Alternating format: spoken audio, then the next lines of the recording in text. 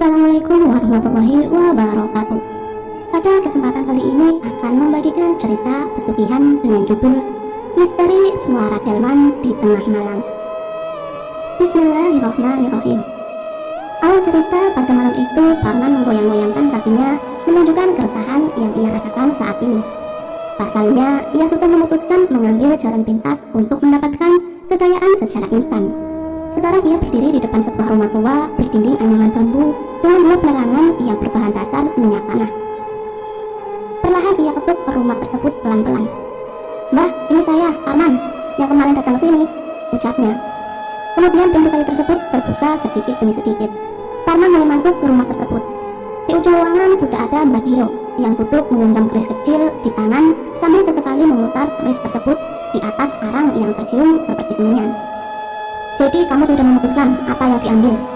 tanya Mbah Diro. "Sudah, Mbah. Saya juga sudah menerima resiko yang akan saya dapat," ucapnya. Kemudian Mbah Diro mengalihkan pandangan ke arah Parman, memperhatikan dengan saksama. "Kemarin saya sudah menjelaskan, jika memelihara makhluk pesugihan ini artinya kamu merelakan jiwa untuk sepenuhnya terikat padanya." "Iya, Mbah, saya sudah siap akan hal itu. Yang penting usaha saya balik seperti semula," ucapnya meyakinkan.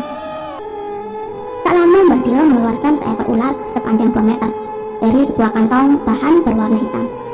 Kemudian Mbah Diro menjelaskan jika ular tersebut harus diletakkan di sebuah ruangan khusus dengan beberapa syarat seperti dinding yang serba merah, janur kuning di sudut ruangan, hingga dupa yang harus selalu ada di meja rias.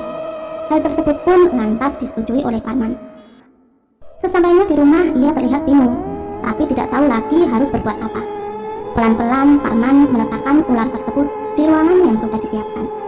Ia mengingat kata-kata Mbah Diro, jika perlakukan hewan tersebut layaknya seperti manusia, dan beri ia sesajen seperti seharusnya. Saat malam tiba, Parman berniat untuk mengecek keberadaan ular tersebut. Ia tarik perlahan-lahan gagang pintu dan mengintip keadaan ular pesugihan itu. Namun, saat ia membuka pintu, Parman dibuat kaget setengah mati, karena di dalam kamar tersebut ada sesosok seorang perempuan menggunakan kebaya tipis berwarna hijau dan selendang merah yang menutupi leher jenjangnya, serta sanggul seperti kebanyakan orang Jawa. Kemudian perempuan yang memakai kebaya tersebut menengok dengan menggerakkan kepalanya 180 derajat kepada Parman. Tetapi bukannya lari ketakutan, Parman malah menghampiri perempuan itu dengan rasa senang. Dirinya sudah seperti terhipnotis akan kecantikan si Dewi Ular. Kemudian sesuatu yang tidak dipikirkan terjadi di antara kedua makhluk itu. Pagi hari Parman dibuat bingung karena ia tidak memakai sehelai benang pun di ruang tempat ularnya berada. Namun yang lebih mengagetkan, di sekeliling tempat tidurnya terdapat sebaran emas yang berbentuk seperti sisik ular. Saat itu juga ia menyadari bahwa pesugihan yang ia lakukan telah berhasil. Mulai dari sana keluarga Parman dikenal menjadi salah satu orang terkaya di desa. Usaha bangunannya laris manis hingga bisa membangun beberapa cabang di luar kota. Rumah mewah beserta mobil mahal berjejer di garasi rumah, hingga kehidupan keluarga yang serba kecukupan. Namun warga sekitar rumah Parman seringkali curiga atas kekayaan yang didapat sekarang. Pasalnya dulu ia sempat bangkrut sampai meminjam kesana kesini. Bahkan saat itu Parman bercerita jika tidak ada bank yang meminjamkan uang karena pekerjaannya yang tidak tetap. Hanya kurang lebih 6 bulan ia sudah menjadi orang terkaya di desanya. Sepertinya hal mustahil yang bisa diterima nalar warga di sana. Setiap harinya warga juga membicarakan perihal suara delman yang kerap kali datang ke arah rumah Parman. Akan tetapi ketika dipastikan selalu tidak ada. Mereka pun meyakini bahwa kekayaan Parman didapat itu adalah hasil dari ilmu hitam atau pesugihan yang Parman jalani. Hingga suatu ketika kecurigaan warga menemukan titik terang, yaitu pada saat istri Parman meninggal secara tidak wajar. Saat itu polisi bahkan sampai datang ke rumahnya, namun tidak ada penangkapan karena diketahui istrinya meninggal yang disebabkan oleh lilitan seekor ular besar.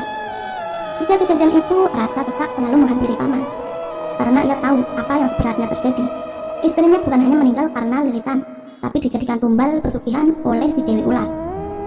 Sehingga pada saat itu, waktu menunjukkan pukul 1 dini hari. Seperti biasa, ia harus melayani sang Dewi Ular di ruangan khusus yang identik dengan ornamen serba merah. Dari kejauhan sudah terdengar suara taparan dan lengkingan kuda. Itu menandakan jika sang empunya ular tersebut sudah datang ke rumah Parman. Ia pun menarik nafas dalam-dalam, menahan kekesalan yang bergejolak di dadanya. Kemudian dengan secepat kilat, makhluk dari dunia yang berbeda itu sudah berada di depan Parman. Tangannya menyentuh lengan Parman. Dipegangnya perlahan. Tangannya yang berwarna pucat itu terasa sangat dingin. Parman memperhatikan urat-urat di tangan siluman ular itu. Nampak dengan jelas, bahkan seperti tidak ditutupi dengan kulit. Namun saat itu juga karena terlalu marah, ia menepis si dinding ular dan mengeluarkan sebuah celurit yang digantung di dekat pintu kamar. Parman mengarahkan ke badan ular yang ada di bawahnya dengan sekali tarikan. Darah mencurat dari tubuh ular itu secara terus-menerus. Bahkan hanya sekali ia melayangkan celurit ke badan ular itu, namun berkali-kali. Bahkan akhirnya ular yang selama ini menjadi perantara pun tidak bergerak lagi dan akhirnya tewas. Pada saat itu juga sang dewi ular juga menghilang dengan sekejap. Semenjak kejadian itu, Parman dikenal menjadi orang yang tidak punya akal sehat. Setiap hari ia mengitari rumah warga untuk meminta pertolongan. Namun tidak ada satu orang pun yang mau membantu karena menganggap Parman telah gila. Harta bendanya yang ia dapat dari pesugihan hilang dalam sekejap karena tidak terurus. Ini ia hanya hidup sebatang kara, tanpa istri, tanpa anak, ataupun saudara. Akhir cerita, ternyata itu bagian dari dampak pesugihan yang ia lakukan. Demikian cerita yang bisa semoga cerita ini bisa menjadi pelajaran kita dalam kehidupan. Dan penting untuk diingat, cerita ini merupakan reka ulang dari kisah yang berkembang di masyarakat. Apabila ada kesamaan nama dan tempat kejadian, itu hanyalah kebetulan belaka. Sekian dan akhirul salam. Wassalamualaikum warahmatullahi wabarakatuh.